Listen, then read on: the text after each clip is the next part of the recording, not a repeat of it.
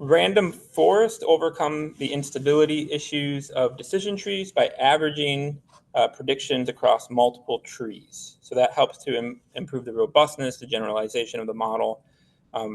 Random forests, sometimes called just randomized ensemble decision trees or ensemble decision trees.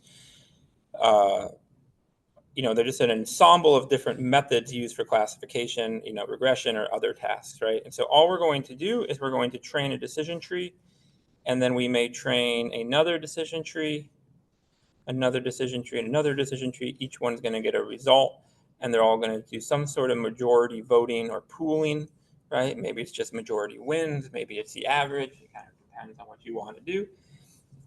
And then in the final, you're going to have a final result, right? And a good way to think about this is this might be a decision tree you train with 0 degrees of rotation. Maybe this one has 45 degrees of rotation. And maybe this one has, well, that wouldn't really make a whole lot of sense.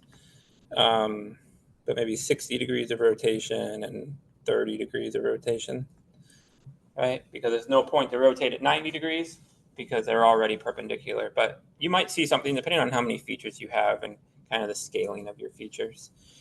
Or you can do a number of different decision trees, some with more depth, some with less depth, and just try to see what the average is out.